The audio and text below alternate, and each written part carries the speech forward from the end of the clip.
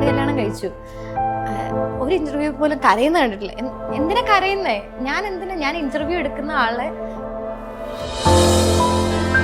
ഞാൻ ചെയ്യുന്നത് negative role ആണെങ്കിലും അതിനൊരു ഇതുണ്ട്. എന്ന് വെച്ചാൽ എൻ്റെ ഹസ്ബൻഡിൻ്റെ ഭാഗത്തു നിന്നുണ്ടായ കുറേ സംഭവങ്ങൾ കൊണ്ടാണ് ഞാൻ അങ്ങനെ ഒരു നെഗറ്റീവ് ആയത്.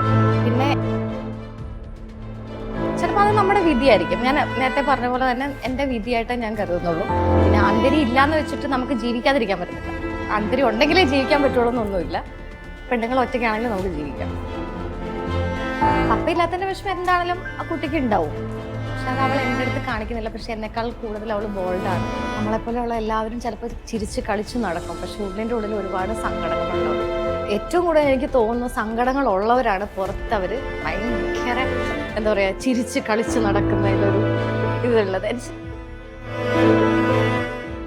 എൻ്റെ മോളെ പോലും ഞാൻ കാണിക്കാറില്ല, അമ്മേനെ പോലും കാണിക്കാറില്ല. പിന്നെ എന്ത് ഇമോഷൻ ഉണ്ടെങ്കിലും അത് ഞാൻ എൻ്റെ വീട്ടിലാണ്, അല്ലാതെ പബ്ലിക്കിന് മുമ്പിൽ പോയിരുന്നിട്ട് ഒരു കാര്യമില്ല. ജീവിതത്തിൽ നമ്മൾ 100% ആർക്കും കൊടുക്കരുത്, 100% ആരുടെ നിന്ന് പ്രതീക്ഷിക്കുകയും ചെയ്യരുത്. പിന്നെ നേരത്തെ പണ്ട് ഞാൻ എല്ലാവരോടും വെട്ടി തുറന്ന് കാര്യങ്ങൾ പറയുമായിരുന്നു. അപ്പം ഞാനില്ല, നിർത്തി. കാരണം അങ്ങനെ പറഞ്ഞിട്ട് അവർക്കതൊരു കഥയാണ്, നമുക്ക് നമ്മുടെ ജീവിതമായിരിക്കും. പക്ഷെ ഇവരിത് കേട്ട് കഴിഞ്ഞിട്ട് ക്രിട്ടിസൈസ് ചെയ്ത് മാറിപ്പോയിട്ട് നമ്മുടെ കുറ്റം തന്നെ പറയുന്നത്. ഇപ്പം ജീവിതത്തിൽ ഒരുപാട് പണികൾ കിട്ടി, അതുപോലെ ജീവിതത്തിൽ ഒറ്റപ്പെട്ട സാഹചര്യം എപ്പോഴെങ്കിലും ഉണ്ടായിരുന്നു? ഞാൻ ഒറ്റയ്ക്കാണ്, എനിക്ക് ആരുമില്ല, കൂടെ എല്ലാവരും ഉണ്ടായിട്ടില്ലാത്തൊരവസ്ഥ ഫീൽ ചെയ്തിട്ടുണ്ടോ? കാര്യം കേട്ടു, അത് നമ്മുടെ ഭാഗം കൂടെ കേൾക്കണം. രണ്ട് സൈഡും കൂടെ കേട്ടിട്ട് വേണം ആൾക്കാരെ കല്ലെറിയാം. അല്ലാതെ പറയുന്ന അയ്യോ അത് ശരിയല്ല. നമസ്കാരം, ഫെയിം സ്റ്റെപ്പിന്റെ മറ്റൊരു എപ്പിസോഡിലേക്ക് എല്ലാവർക്കും സ്വാഗതം. ഞാൻ ഷാലു. ഇന്ന് എൻ്റെ കൂടെയുള്ള വ്യക്തി എന്ന് പറയുന്നത് സീരിയലിലൂടെ നെഗറ്റീവ് കഥാപാത്രങ്ങളിലൂടെ ഫേമസ് ആയിട്ടുള്ള ആളാണ്. So let's welcome Ann Maria. നമസ്കാരം. നമസ്കാരം. അപ്പം ഈ സീരിയലിൽ നെഗറ്റീവ് റോൾ ഉള്ള പോലെ തന്നെ ജീവിതത്തിൽ നെഗറ്റീവ് ആണോ? ഇത് നീ തന്നെ എന്നോട് ആണോന്ന് നീ പറ. ഷാലു തന്നെ പറയുന്നതായിരിക്കും ഇത് മറുപടി. എനിക്കങ്ങനെ തോന്നിയിട്ടില്ല. അല്ല, പൊതുവെ നമ്മള് ഒരു ഇതാണല്ലോ, കാരണം ചില ആളുകൾക്ക് ആ നെഗറ്റീവ് മറ്റേ ഒരു സാധനം ഉള്ളത് കൊണ്ടായിരിക്കുമല്ലോ നെഗറ്റീവ് ഇത് തരുന്നത്. പക്ഷെ ആളുടെ ജീവിതത്തിൽ ഒരു പാവമാണ്. അങ്ങനെയൊന്നുമില്ല. ഇപ്പൊ ഏറ്റവും ബുദ്ധിമുട്ടുള്ളത് നെഗറ്റീവ് റോൾ ചെയ്യാൻ വേണ്ടിയിട്ടാണ്. പോസിറ്റീവ് റോൾ എന്നൊക്കെ പറയുമ്പോൾ നമുക്ക് എന്തെങ്കിലും ചിരിക്കുക, കരയുക, അല്ലെങ്കിൽ ജസ്റ്റ് പതുങ്ങി നിൽക്കുക. അത് മറ്റേതെന്ന് പറയുമ്പോൾ ഭയങ്കരമായിട്ട് എക്സ്പ്രഷൻ ഇടണം, കൂടുതൽ ഷൗട്ട് ചെയ്ത് സംസാരിക്കണം. കൂടുതൽ ഇമോഷൻസും എല്ലാം കാണിക്കാൻ പറ്റുന്നത് നെഗറ്റീവ് റോളാണ്. കൂടുതൽ ആൾക്കാരിലേക്ക് എത്തുന്നതും നെഗറ്റീവ് റോളാണ്. ഇപ്പം പുറത്തൊക്കെ പോകുമ്പം ഈ നെഗറ്റീവ് റോൾ ചെയ്തിട്ട് പോകുമ്പം വീട്ടമ്മമാർ ആളുകളൊക്കെ കാണുമ്പോൾ റെസ്പോൺസ് ഉണ്ട്? ഞാൻ ചെയ്യുന്നത് നെഗറ്റീവ് റോൾ ആണെങ്കിലും അതിനൊരു ഇതുണ്ട്. എന്ന് വെച്ചാൽ എന്റെ ഹസ്ബൻഡിന്റെ ഭാഗത്തു നിന്നുണ്ടായ കുറെ സംഭവങ്ങൾ കൊണ്ടാണ് ഞാൻ അങ്ങനെ ഒരു നെഗറ്റീവ് ആയത്. പിന്നെ എന്റെ വീട്ടില് എന്റെ ആങ്ങളയോടും അമ്മയോടും എല്ലാവരോടും ഭയങ്കര ഇഷ്ടമാണ്.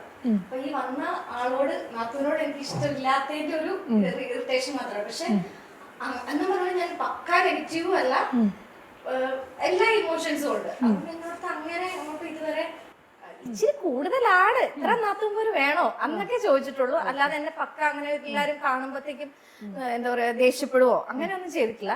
പക്ഷെ അതാ ഞാൻ പറഞ്ഞ എല്ലാ ഇമോഷൻസും എനിക്ക് കാണിക്കാൻ പറ്റിയിട്ടുണ്ട്. ഇപ്പൊ എന്റെ ഹസ്ബൻഡ് വന്നപ്പം ആ ആളുടെ ഹസ്ബൻഡ് ക്യാരക്ടർ വന്നു കഴിഞ്ഞപ്പോഴത്തേക്ക് ആളെങ്ങനെയെന്ന് അറിഞ്ഞത്. അപ്പൊ അതിന്റെ ആ ഒരു ഹസ്ബൻഡ് പറയുന്നത് കേട്ടിട്ട് ചെയ്തുകൊണ്ടിരിക്കുന്ന ഒരു വ്യക്തി എന്നുള്ളൊരു ഇത് വെച്ച് നോക്കുമ്പോൾ ചിലർക്ക് ഇങ്ങനെ ആളുടെ ജീവിത സാഹചര്യം കൊണ്ട് ഇങ്ങനെ ആയതാണല്ലോ, അതുകൊണ്ട് കുഴപ്പം. പക്ഷെ ഇനി വരാൻ പോകുന്നതിൽ ചിലപ്പോൾ എന്നെ ആൾക്കാർ ചീത്ത വിളിക്കും.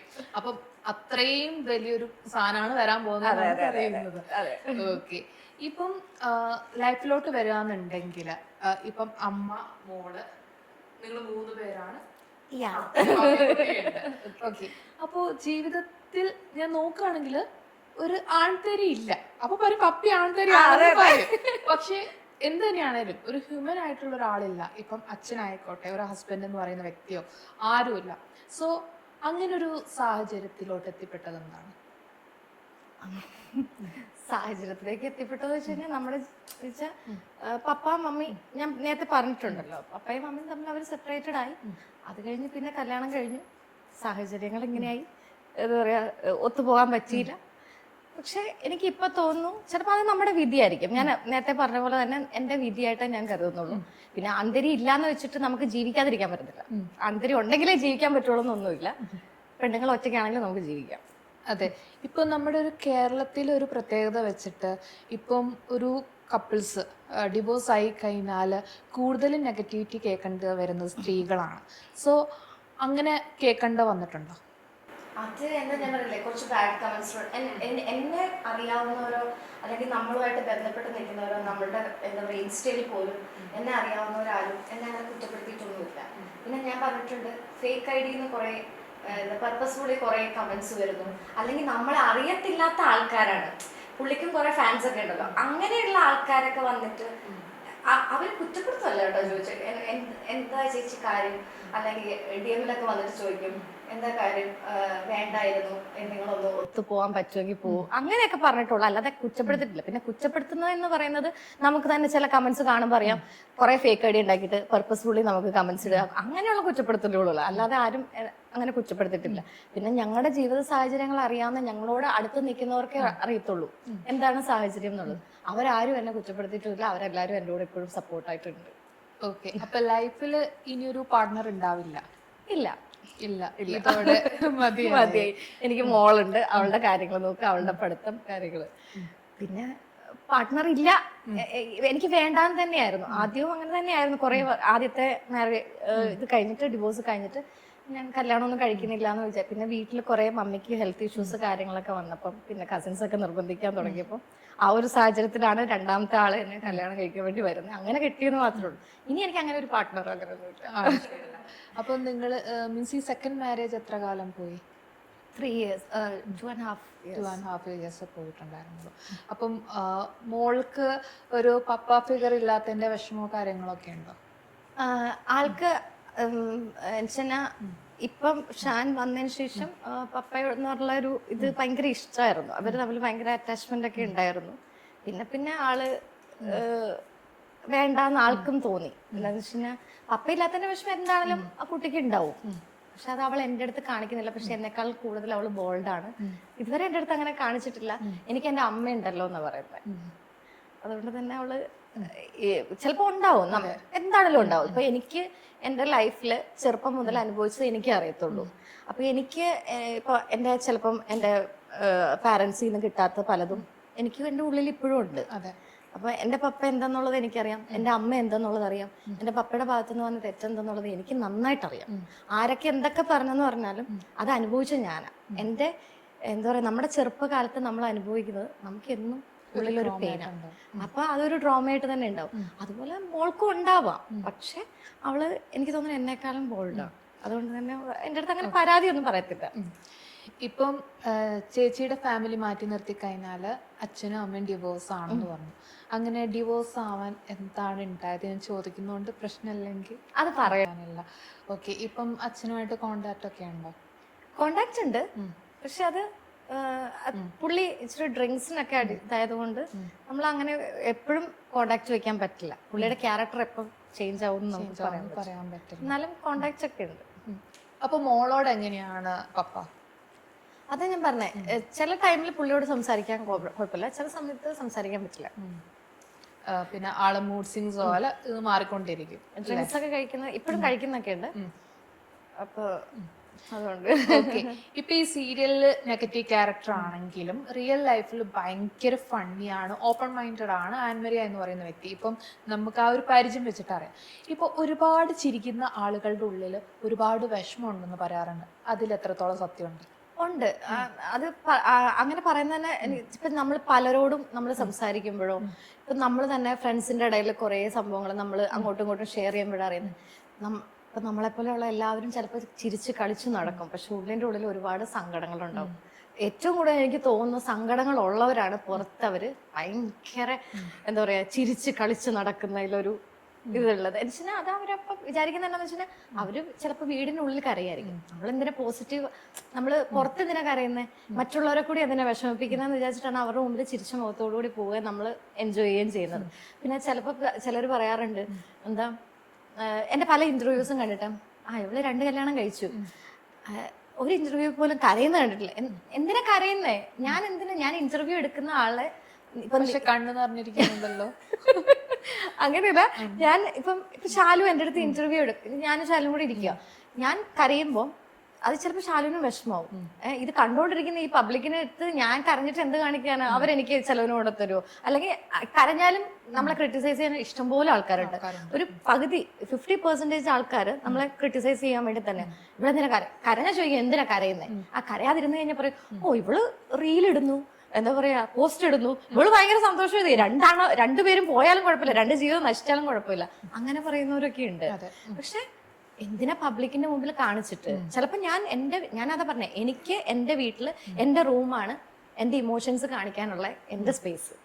ഞാൻ എന്റെ റൂമില് എനിക്കൊരു വിഷമം വന്നാലും ഞാൻ എന്റെ റൂമിലാണ്. എന്റെ മോളെ പോലും ഞാൻ കാണിക്കാറില്ല, അമ്മേനെ പോലും കാണിക്കാറില്ല. പിന്നെ എന്ത് ഇമോഷൻ ഉണ്ടെങ്കിലും അത് ഞാൻ എൻ്റെ വീട്ടിലാണ്, അല്ലാതെ പബ്ലിക്കിന്റെ മുമ്പിൽ പോയിരുന്നിട്ട് ഒരു കാര്യമില്ല. അത് ഞാൻ പഠിച്ചത് കൊണ്ടാണ് ഞാനിങ്ങനെ. അതെ, ഇപ്പം ജീവിതത്തിൽ ഒരുപാട് കാര്യങ്ങൾ നേരിട്ടിട്ട് വന്ന ഒരാളാണ്. അപ്പൊ ജീവിതം പഠിപ്പിച്ച ഏറ്റവും വലിയൊരു ലെസൺ എന്താണ്? ജീവിതത്തിൽ നമ്മൾ 100% ആർക്കും കൊടുക്കരുത്, 100% ആരുടെ നിന്നും പ്രതീക്ഷിക്കുകയും ചെയ്യരുത്. അതാണ് ഞാൻ പഠിച്ചത്. പിന്നെ പൂർണ്ണമായിട്ട് നമ്മൾ ആരെയും ഇപ്പം നമ്മൾ ഭയങ്കരമായിട്ട് ഒരാളെ ട്രസ്റ്റ് ചെയ്യും. അതിപ്പോൾ ഫ്രണ്ട്സ് ആണെങ്കിലും റിലേറ്റീവ്സ് ആണെങ്കിലും ഫാമിലി ആണെങ്കിലും ആരെയാണെങ്കിലും നമ്മൾ 100% ട്രസ്റ്റ് ചെയ്യും. എൻ്റെ ഒരു സ്വഭാവം വെച്ചിട്ട് ഇപ്പം ഞാൻ എൻ്റെ മോളെ ആണെങ്കിലും 100%. എൻ്റെ അടുത്ത് പലരും പറഞ്ഞു തരാറുണ്ട്, അവൾക്ക് അവളുടെ പഠിത്തം ജോലിയൊക്കെ ആയിട്ട് പോകണം, അപ്പോൾ അവൾ നാളെ മാറി നിൽക്കുമ്പോൾ ചിലപ്പോൾ എനിക്ക് സങ്കടം വരും. അപ്പം ഞാൻ അങ്ങനെയാണ്, പക്ഷെ ഞാൻ അങ്ങനെ ആവണ്ടെന്ന് പലപ്പോഴും ഞാൻ ചിന്തിക്കുന്നുണ്ട്. പിന്നെ നമ്മുടെ ഫ്രണ്ട് സർക്കിളിലൊക്കെയാണ്, ഇപ്പം ശാലു നേരത്തെ എന്നോട് ചോദിച്ച പോലെ ഞാൻ കരയണമെന്നുണ്ടെങ്കിൽ കരയും. അതെന്നാന്ന് പറയാം, നമ്മുടെ ഫ്രണ്ട് സർക്കിളിൽ നമുക്ക് അത്രയും വേണ്ടപ്പെട്ടവരുടെ അടുത്ത് കരയും, അങ്ങനെയൊക്കെ ഉള്ളൂ.